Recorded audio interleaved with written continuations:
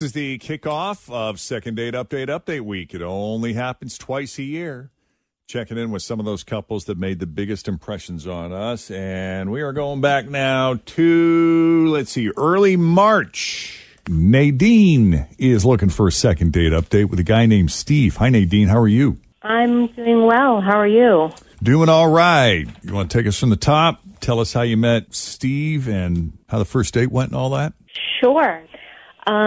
I met Steve on a Zoom meeting for work. Our companies were working together on a project. And when it was over, he reached out to me and asked me out to dinner.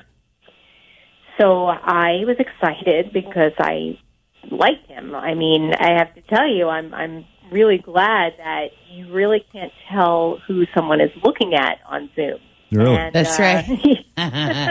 You can stare at people and they'd have no idea. They don't have a clue. And I stared at him nonstop every time we were on a call. And I liked everything about him, like everything, the way he carried himself, his voice, his smile. And, for me, he was the whole package. So we met at Texas Roadhouse, and we stayed there for over 2 hours, which I felt was a good sign. That's a lot of rolls. Isn't that good cinnamon butter? Right. I mean, you can do dinner in under an hour there, so doubling that felt like a win. Right. And we laughed a lot. He's very flirty. And so I thought I made it clear that I wanted to see him again, and he seemed completely receptive to that idea. And I said something like, I hope we get to do this again. I'd love to go to Soto with you. And he was like, absolutely. And now I've texted him several times, and he's not getting back to me.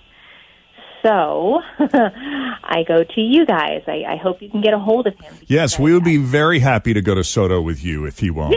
Yes. We love Soto. I'm sorry, that's not what you wanted. That's okay. I'll go with you guys. No worries. We have our annual dinner there every year, and It should be more like multiple times. I know, biannual. Or, Quarterly. Yeah, quarterly. Right. Yes, we would be happy to do that for you.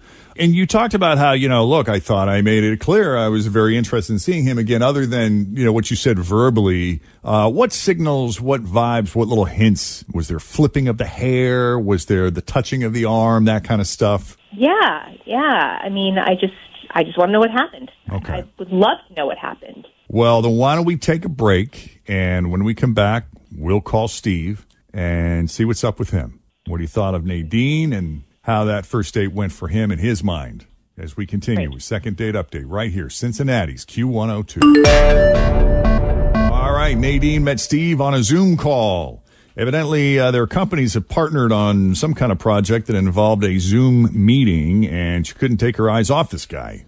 Long story short, Zoom connection that turned into a dinner at Texas Roadhouse and was hopefully going to turn into a dinner at Soto that just never happened. That's where things fell flat and he disappeared. And clearly he was into her and she's definitely into him. So what's the deal? We're going to call Steve and find out. Unless there's anything else you think we need to add, Nadine. Any details that you forgot to mention that we need to know before we call him? You mean other than his beautiful green eyes? Yes, other than nice. his beautiful green eyes. No. All right.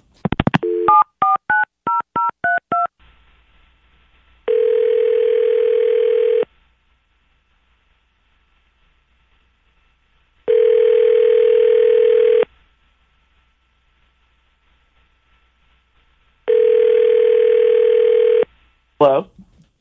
Hi, can we speak to Steve, please? This is Steve. Hi, Steve. It's Jeff and Jen, along with Fritch and Tim, the entire morning crew at Q102. How are you? Q102. Yes, sir. The radio station. Oh, hey. I feel like we caught you doing something you're not supposed to be doing. Are we catching you at a bad time? Are you in the middle of something? No, I'm home. I'm just surprised. Aren't you guys the ones who do the dating thing? Yes, sir. That's us. Have you been dating? A little. But wait, who called you? Nadine. And she sounds very nice, by the way. I do know her. She said you guys had a great dinner together, and there was the possibility of you two getting together again, this time at Soto. Yeah, so me continuing to talk with her is an issue with my employer. Wait, say that again? So we do business together. Our two companies work together. Right. So my company has urged me not to have any communication with her at this time, and that's all I can say. Really? Interesting. It's nothing personal, and I hope to have contact with her again in the near future, but due to this situation right now, I just can't. Clearly, he's very in the know on the Yeah, information. who's buying who? Yeah, I've probably already said too much, so I have to leave it at that. But All it right. wasn't her. No, it's nothing personal. It's nothing that happened on the date. That's unsettling. I know. And I totally know what's happening. You know what's happening? Yeah, I'm getting fired. Well, They're I know. downsizing. They've been downsizing. I mean, geez. this COVID, man. Has that been really hard on your business? Yeah.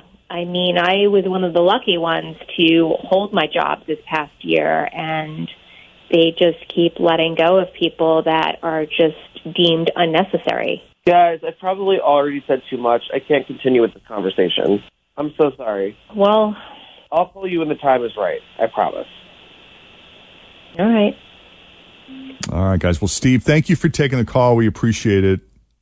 No problem. Okay. How you doing, Nadine? You hanging in there? That took a turn, you guys. Now I'm all bummed out.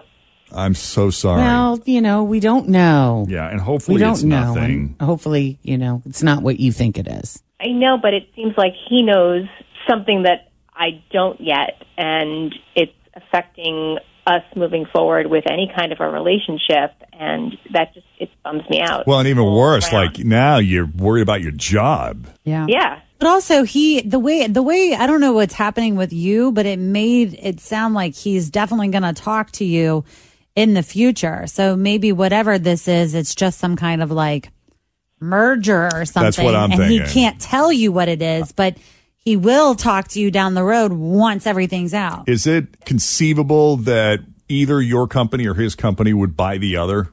Is that a pairing that you think would make sense? It's a possibility. Absolutely a possibility. Yeah. But So maybe for but strategic why- reasons, he's in on that. He just can't discuss it, but it doesn't necessarily mean that they're going to can you in the process, or at least I hope not. I don't know. I don't even want to project, but why wouldn't he be able to at least have a conversation with me? Just talk to me as a person and not even discuss the business.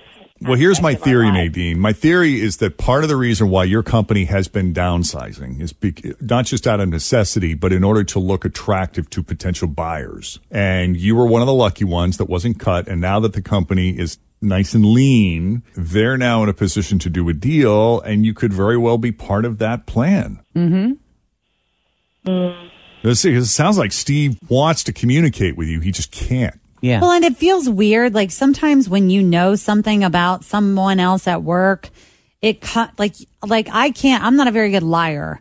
So it's easier for me to avoid talking to that person than it is to lie right to their face about whatever it is that I might know or the secret or whatever. It would be really easy for something to slip. Right. Too. If you're relaxed, you got a couple drinks, you're just talking about work, and then Correct. And if you start talking about work, even if it's something simple, he's going to have to keep lying to you. And that's not a good foundation for any relationship.